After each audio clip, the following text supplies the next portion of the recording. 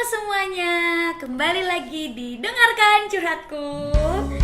Nah, kali ini kayaknya menarik banget nih ya, karena tumben banget nih aku lihat DM-nya banyak cowok guys yang curhat di sini. Kemarin-kemarin kan cewek doang, tapi sekarang udah mulai nih ada cowok yang berani. Cuma juga nggak semuanya aku bacain karena durasi dan kadang mereka masalahnya hampir sama gitu ya, jadi yang hampir-hampir sama tuh nggak aku bacain lagi gitu, karena kan pasti jawabannya akan hampir-hampir sama juga. So ini udah aku pilihin, kita mulai aja ya dari yang cowok dulu kali ya. Nih, kalau cowok curhatnya pendek ya, cuma 1 VN-an gitu doang. By the way, aku belum denger yang ini, jadi aku nggak tahu dia mau curhat apa. Halo Prilly, gue mau cerita. Gue udah lama banget pacaran sama cewek gue, hampir 5 tahun. Wow. Sebenarnya sih kita jalanin ini masih sama-sama enak. Gimana tuh sama enak? Tiba-tiba dia minta gue nikahin dia. Oke. Sejujurnya gue mau banget gue nikah sama dia.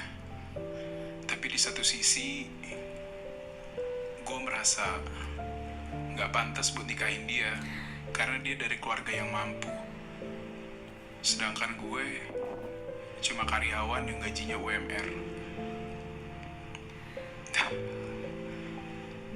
Gue gak tahu gue harus ngapain. Tolong solusinya, April. Makasih.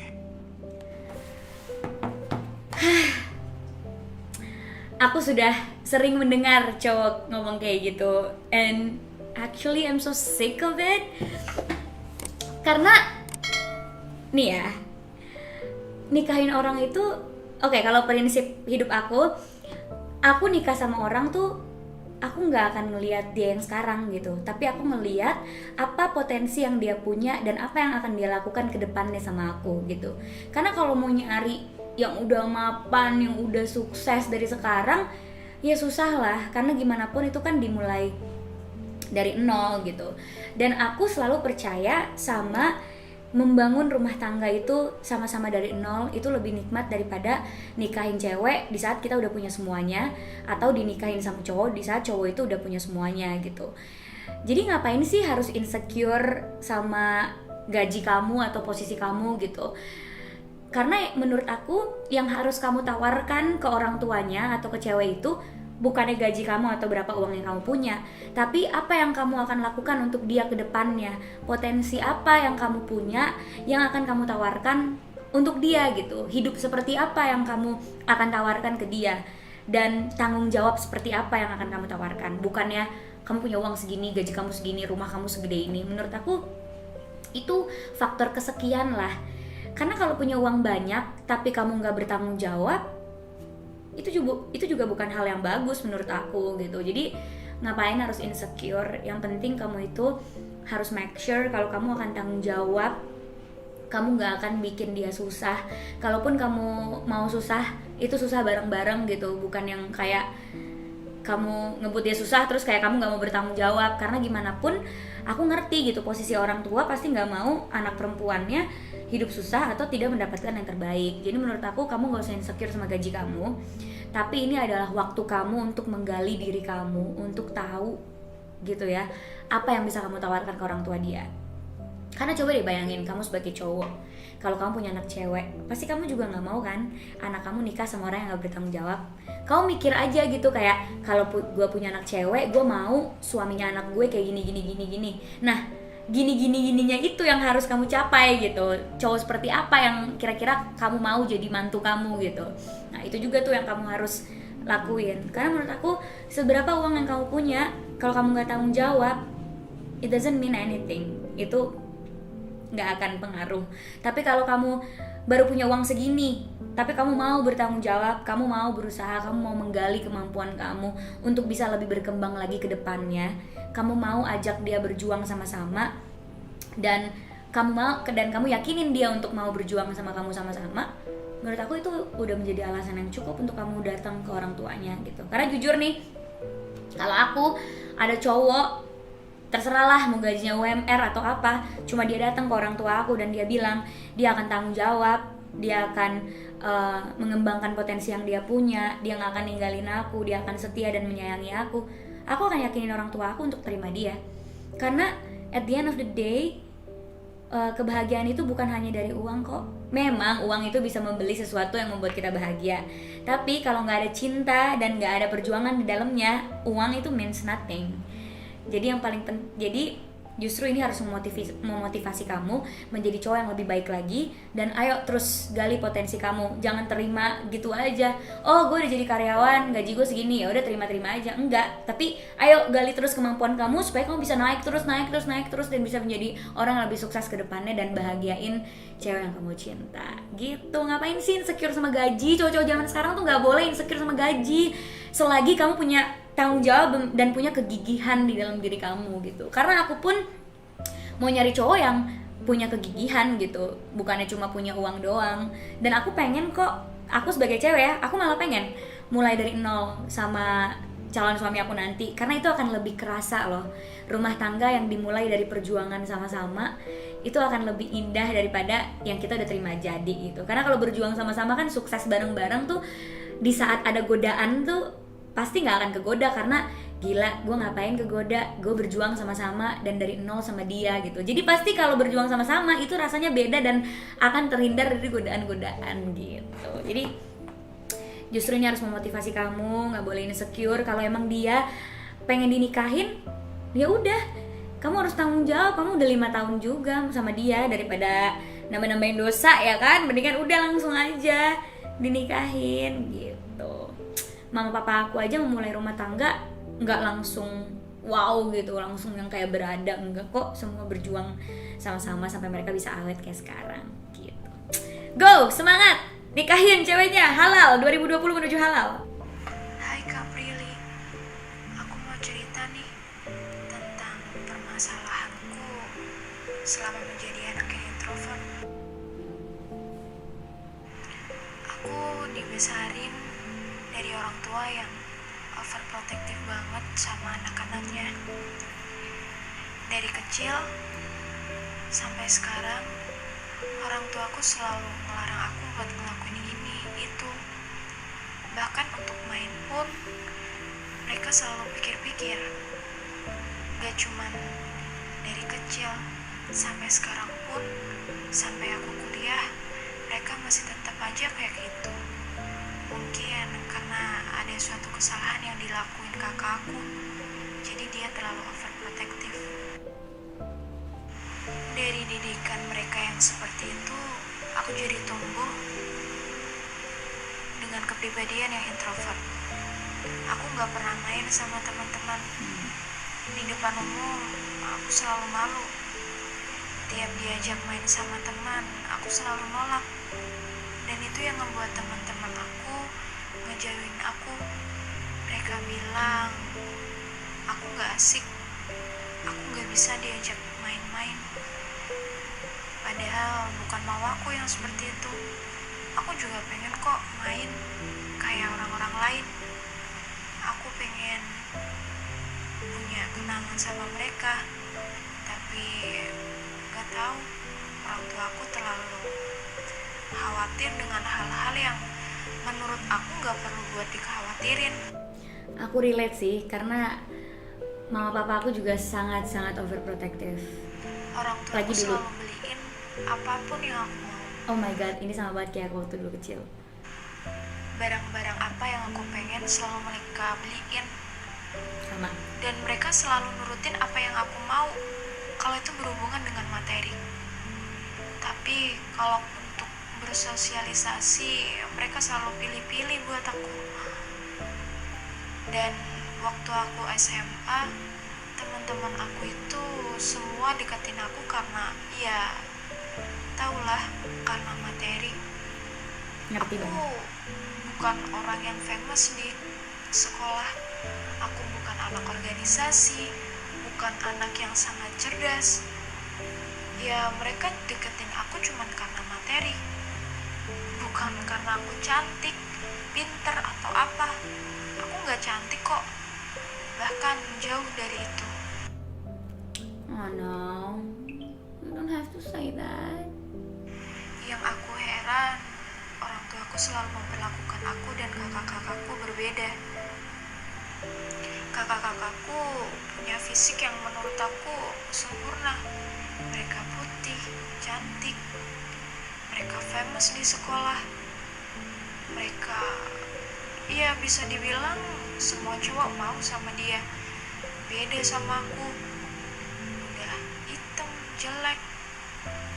Dan orang tuaku juga memperlakukan aku seperti itu. Kalau ada teman mereka, maksudnya teman orang tua aku ke rumah, atau mereka mau pergi dengan teman kerja mereka, mereka selalu ngenalin kakak-kakakku itu.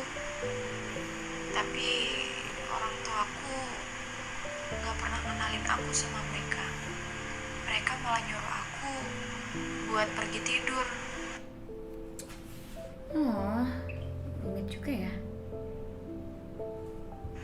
Dari situ rasa percaya diriku udah mulai turun. Dan waktu aku masuk kuliah, aku ngerasa kayaknya aku gak bakalan punya temen banyak deh. Karena secara fisik aku gak cantik, dan orang tuaku memperlakukan seperti itu. Ya, kalau orang terdekat memperlakukan seperti itu, bagaimana dengan orang lain? Dari situ aku mulai yang, ya aku gak mau lagi menceritakan tentang latar belakang orang tuaku. Aku gak mau teman-teman aku berteman sama aku cuman karena materi aja. Aku pengen yang temenan sama aku itu tulus, gak pernah ada apanya. Mungkin benar emang pacar aku itu cuek. Dari kuliah emang dia terkenal sebagai orang yang cuek. Tapi rasanya gak mungkin kalau dia sayang sama aku, cueknya bakalan separah itu. Dia jarang banget ngabarin aku. Mungkin kalau dia lagi bosen, dia baru ngabarin aku. Bintangnya apa tuh kira-kira? Udah 2 tahun kita pacaran dan masih gini-gini aja.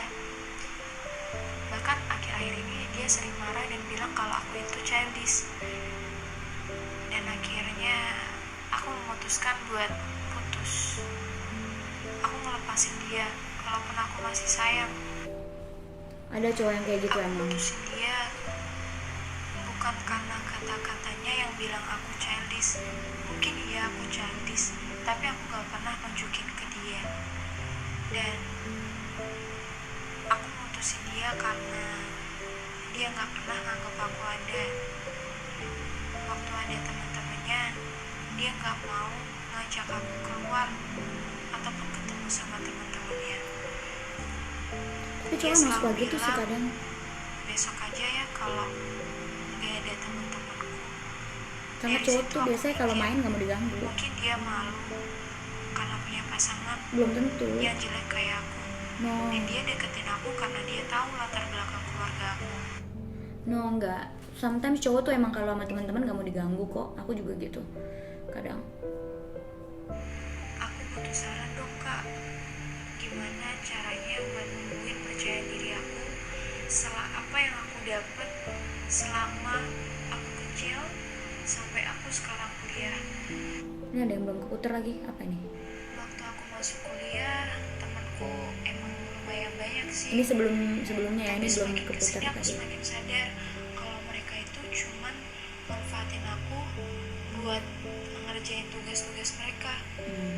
Nah, kalau mereka manfaatin aku dan sikap mereka baik sih nggak masalah.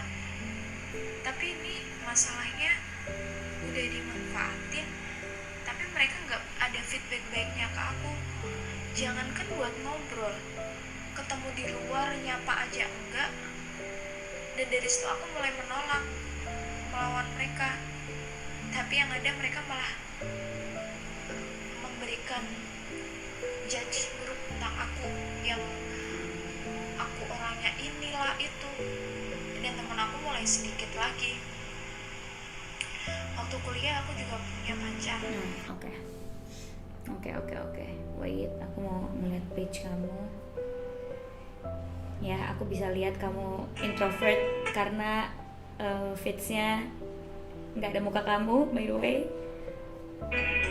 Aku boleh stalk instastory kamu ya?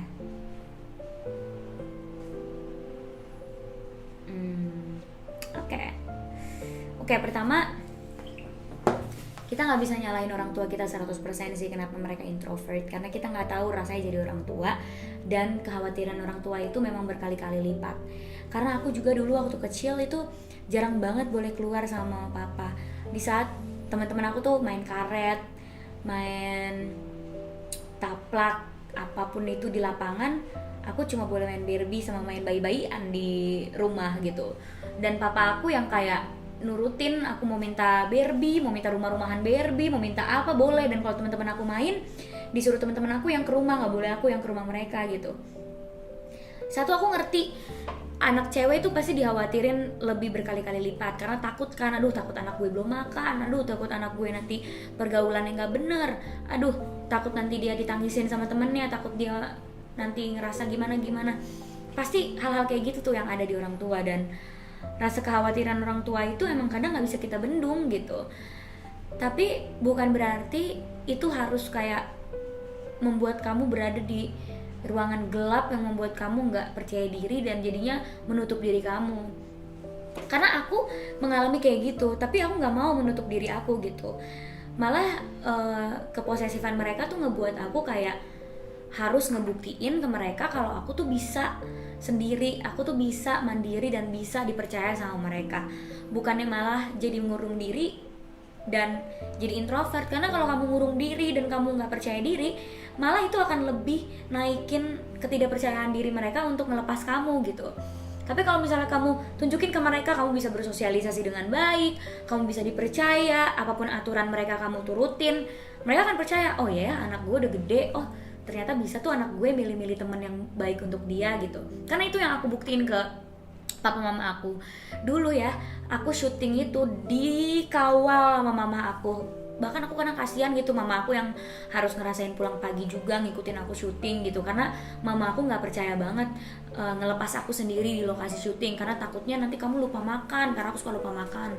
Takutnya nanti mah kamu kambuh, takutnya nanti kamu ikut-ikutan pergaulan gak benar, dan lain sebagainya. Aku mewajarkan itu, tapi pas aku ulang tahun ke-20 tuh, pas aku udah 20 tahun, aku mulai tuh tunjukin ke mama aku, mah pelan-pelan, mama gak usah ikut ya, karena nanti mama capek, aku pulang pagi, aku bisa kok, aku akan makan, aku apa-apa.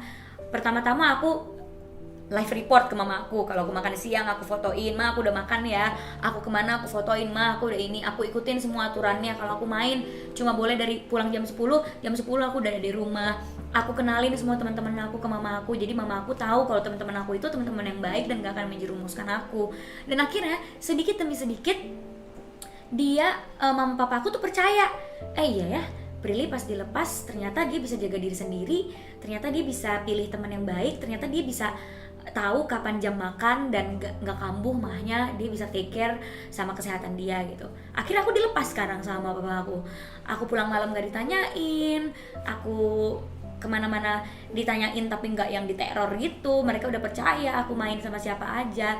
Menurut aku itu yang bisa kamu contoh sih, karena itu berhasil di aku gitu. Jadi walaupun mereka posesif, tapi kamu tunjukin ke mereka kalau kamu tuh anak yang bisa bersosialisasi, bisa jaga diri sendiri, dan bisa mematuhi aturan rumah gitu. Jadi walaupun kamu keluar, kamu gak akan pulang larut malam, kamu akan tetap ngabarin orang tua kamu. Jadi mereka sedikit demi sedikit bisa lebih percaya sama kamu dan gak ngekang kamu. Itu satu. Dua, gak mungkin ada orang tua yang gak bangga sama anaknya, dan gak mungkin ada orang tua yang ngerasa anaknya itu gak lebih dari yang lain gitu. Kayak misalnya, ini gak lebih dari kakaknya, gak usah dikenalin. Enggak. Pasti alasan mereka bukan itu, cuma mungkin kamu aja yang kebaperan karena kamu udah gak percaya diri duluan. Siapa tahu mereka nyuruh kamu tidur karena mereka gak mau kamu besoknya telat ke sekolah, atau mereka gak mau kamu bangun larut malam, atau mungkin ada pembicaraan teman-temannya papa mama kamu yang gak boleh kamu dengar, karena kan biasa orang tua juga punya pembicaraan yang gak boleh anaknya denger kan. Jadi kamu jangan pernah berpikiran cuma kakak gue doang yang dikenalin, mungkin karena gue jelek. Gak mungkin, orang tua tuh gak mungkin punya pemikiran kayak gitu, karena gimana pun kamu anaknya, dan ini udah sering banget aku bilangin, don't ever compare yourself to other, and nobody is ugly. Nggak ada yang jelek di dunia ini, oke? Karena cantik itu relatif, dan kamu nggak boleh nilai diri kamu jelek atau apa. Kamu sempurna, you're perfect, you're beautiful just the way you are. Dan ingat, kecantikan itu nggak ada ukurannya, nggak ada matematikanya, nggak ada rumusnya. Orang cantik harus kayak gini. So don't ever compare yourself to others. Aku selalu bilang itu di curhatan-curhatan sebelumnya, karena banyak banget yang insecure sama dirinya sendiri. Nggak boleh ya. Jadi jangan pernah berpikiran negatif sama orang tua, karena orang tua pasti pada dasarnya sayang sama kamu. Terus kalau masalah pacar kamu cuek, sumpah ya, cowok tuh emang kayak gitu. Aku pernah marah sama pacar aku yang sebelumnya karena dia lebih mentingin main game dan nyuekin aku gitu. Padahal aku kan pasti ngerasa lebih penting game apa daripada gue gitu kan. Padahal emang cowok tuh begitu, semua cowok gitu. Kalau lagi main, apalagi sama temennya, itu pasti akan lupa. Dan itu emang udah sifat cowok kayak gitu, nggak bisa disalahin juga, emang begitu. Kadang juga kita gitu kan, kalau lagi ngumpul sama teman-teman cewek pasti juga kadang lupa ngabarin. Cuma ya, kalau emang kamu nggak bisa menerima kecuekan dia dan kamu merasa dia nggak pernah menganggap kamu ada, ya udah, mungkin emang lebih baik kamu menjauh dari dia. Dan nggak usah takut punya teman dikit, karena teman aku pun cuma dikit. Yang penting punya teman-teman yang berkualitas. Nggak penting jumlahnya ada berapa, tapi yang penting mereka lah yang harus ada buat kamu, dan mereka lah yang bersedia nemenin kamu setiap saat gitu. Jadi nggak apa-apa punya teman satu doang, tapi yang penting temannya itu berkualitas. So semangat buat kamu. Kamu harus bisa yakinin orang tua kamu. Jangan pernah nggak pede, dan it's okay punya teman dikit. Oh ya guys, jangan lupa nih kalian yang lagi nonton ini, tekan tombol subscribe supaya kalau aku ngepost kalian bisa langsung jadi orang pertama. Aktifin notifikasinya, dan jangan lupa like, comments juga biar aku semangat nih dengerin curhatan kalian. By the way, karena ini yang terakhir, aku mau tarik nafas dulu ya. Aku tuh kalau habis dengerin curhatan orang dan nasehatin kayak capek gitu kayaknya. Oke. Dengerin ya. Halo Bril, gue mau curhat di sini. Jadi sekarang posisinya cewek gue hamil, dan gue minta dia untuk gugurin kandungannya, tapi dia nggak mau. Dia minta untuk gue nikahin dia. Gue speechless. Oh my god. Aduh, ini berat banget. Dan gue sih pengen, maksudnya gue sayang ya sama dia, cuma kalau untuk nikah kayaknya gue belum siap aja. Karena gue pribadi pun gue masih pengen main. Kalau masih pengen main, ngapain lo bikin anak? Mohon maaf. Gue sih masih pengen explore di kehidupan ini. Gue masih pengen kemana-mana. Gue kayak belum siap aja gitu untuk nikah. Menurut lo apakah gue benar atau salah, Pril? Ya salah lah, bukan nanya lagi. Masih cukup muda sih menurut gue kalau untuk nikah. Ya salah sendiri. Berat banget buat gue. Ya, itu Dan resiko lu. kita ngelakuin hal itu pun karena mau sama mau, bukan karena gue yang maksa. Iya, tapi kan lo bisa tahan dong sebagai cowok, kan lo tahu itu nggak bener. Ini bukan salah gue sepenuhnya. Ya tetap salah lu cowok. Oke. Wait.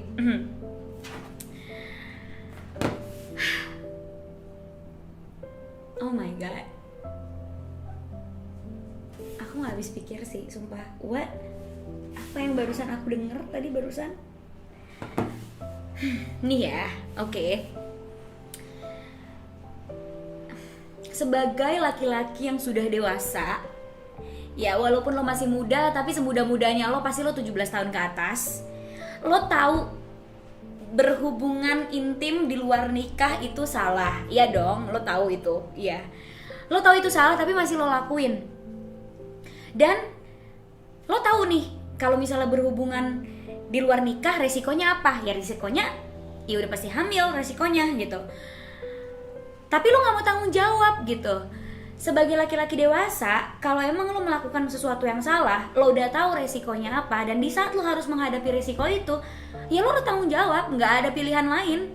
Karena lo berbuat sesuatu, lo berbuat kesalahan yang besar, yang resikonya juga besar, berarti kesiapan lo dan tanggung jawab lo juga harus besar gitu. Lo secara mental juga udah harus siap sama segala resiko yang akan lo hadapi, karena emang itu adalah hal yang berat dan hal yang salah untuk lo lakuin gitu. Kalau lo masih mau main, kalau lo masih mau explore, ngapain lo kayak gitu sama pacar lo?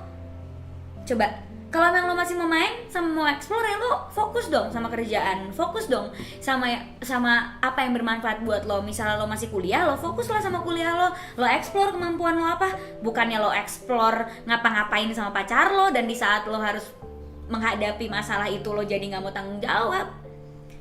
Kalau lo masih mau main, lo harusnya tahu kalau itu adalah perbuatan yang harusnya lo hindari. Nah, sekarang kalau udah kayak begini, lo harus tanggung jawab, men. Gak bisa. Cewek udah kehilangan kesuciannya atau mahkotanya di luar nikah, itu udah berat banget. Apalagi dia harus mengandung gitu. Dan lo gak bisa secara mudah nyuruh dia gugurin, karena batin cewek kan pasti mikir kayak gila gitu. Ini ada manusia lagi di dalam perut gue, ada makhluk hidup nih di dalam perut gue, dan kalau lu gugurin, lu sama aja bunuh bayi itu, dan lu bunuh anak lu sendiri. Menurut gue ini adalah kesalahan yang lo udah buat, dan sekarang udah terlanjur. Mau gak mau lo harus tanggung jawab. Ya kalau emang lo bilang lo masih mau explore, lo bisa explore kok setelah nikah. Explore apapun itu selain explore cewek ya, karena kalau udah nikah lo nggak boleh ya nggak bisa kemana-mana. Dan kalau lo sayang, dan harusnya lo bisa lebih menyayangi pacar lo gitu, karena gila, you take something from her, okay? You take everything malah from her, dan itu tugas lo untuk tanggung jawab. Dan justru dengan itu lo harus bisa menjadi cowok yang bisa memberikan yang terbaik buat dia, karena lo udah ngambil semuanya. Lo udah ngambil mahkota dia, lo udah ngambil hidup dia, karena abis ini dia mungkin gak bisa lanjutin rencana hidup dia karena dia harus ngurus anak gitu. Lo udah ambil mimpi dia karena dia harus mengandung anak 9 bulan gitu, dan lo udah mengambil harga diri dia karena gimana nanti dia kalau bilang sama orang tuanya, dan orang tuanya juga pasti akan kecewa sama dia. Lo udah ambil nih semuanya, dan itu adalah tugas lo untuk kembaliin semuanya dengan cara kasih yang terbaik buat dia. Kasih semua cinta lo, kasih semua tanggung jawab yang lo punya, yang lo harus ambil buat dia, karena lo udah ngacak-ngacak hidupnya gitu. Jadi ini tugas lo untuk bahagiain dia, ini tugas lo untuk tanggung jawab sama dia, ini tugas lo untuk mencintai dia sepenuh hati. There is no option. Lo harus tanggung jawab, lo harus nikahin dia, itu udah pasti saran dari gue. Dan terima ini resiko lo. Kalau lo gentle, lo terima resiko ini. Kalau lo cewek, kalau lo cowok yang dewasa dan cowok yang berani ambil langkah, cowok yang berkomitmen, lo ambil langkah untuk nikahin dia. Tapi kalau lo cowok yang pengecut, it's your call, man. Berarti emang lo gak gentle menurut gue. Dan nikah itu membuka pintu rezeki kok. Lo gak usah takut setelah nikah lo akan kehilangan semuanya. Lo gak usah takut setelah nikah lo akan kehilangan waktu untuk main atau kehilangan waktu untuk explore kemampuan lo. Gue rasa mungkin ini jalan Tuhan, balik lagi ini jalan Tuhan yang lo harus ambil. Dan siapa tahu dengan lo nikah sama dia, dengan lo bertanggung jawab, dengan lo mengambil semua resiko, menghadapi semua konsekuensi di depan, Tuhan bisa memaafkan kesalahan lo dan bisa membuka pintu rezeki buat lo. Dan siapa tahu rezeki lo ntar dari anak lo, nggak ada yang tahu lo. Jadi harus tanggung jawab, oke? Gue mau stalk Instagram lo.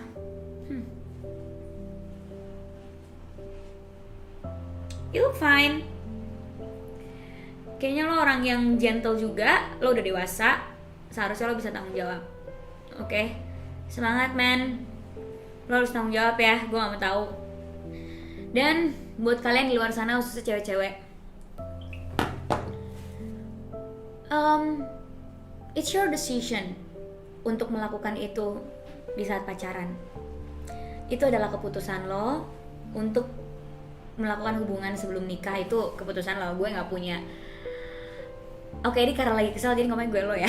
Tapi oke, aku gak punya hak gitu untuk bilang itu salah, kita gak boleh ngelakukan itu sebelum nikah. Aku gak punya hak untuk ngomong kayak gitu, karena setiap orang punya pemahaman masing-masing, punya kesiapan masing-masing, dan punya caranya masing-masing untuk mengekspresikan rasa cinta gitu. Tapi kamu tahu tanggung jawab dan resiko yang harus kamu hadapi kalau kamu melakukan itu gitu loh. Kalau kamu udah melakukan itu kan ibaratnya di luar jalur gitu ya. Ya, kamu harus bisa tahu resikonya adalah ini, resikonya adalah ini. Aku siap gak ya gitu. Jadi di saat kamu melakukan itu, kamu udah harus tahu kamu siap apa enggak menghadapi resikonya gitu. Jangan pernah berpikir enggak mungkin, nggak ada yang nggak mungkin.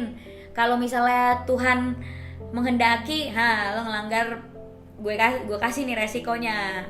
Terus tiba-tiba nggak siap, kan jadi kebingungan sendiri kan, jadi bingung nih, jadi berantakan sendiri gitu. Jadi terserah mau ngelakuin itu di saat sebelum nikah atau enggak. Aku nggak punya hak apa-apa untuk ngomong, tapi make sure that you ready.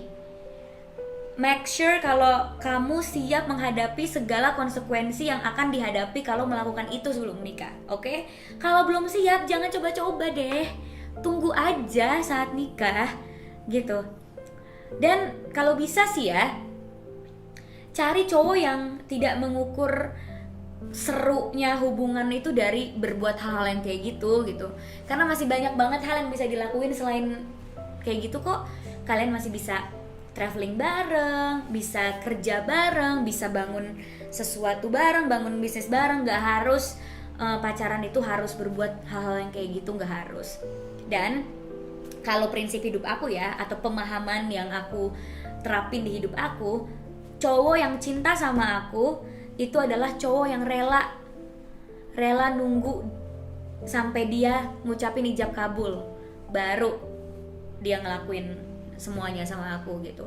Cowok yang rela halalin aku dulu untuk berbuat itu gitu. Karena kalau dia emang beneran sayang dan serius sama aku rasa dia gak akan tega untuk ngambil itu dari aku gitu, untuk ngacak-ngacak hidup aku untuk melakukan itu sama dia gitu.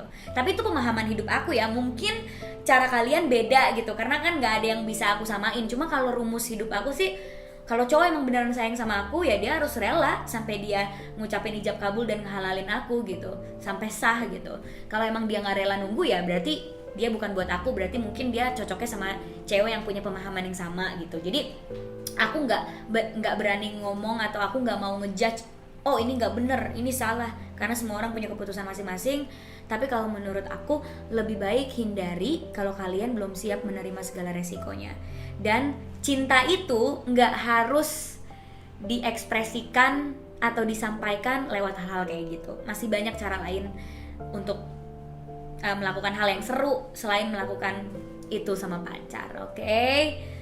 Kalau nggak siap tanggung jawab, jangan lakuin, bro.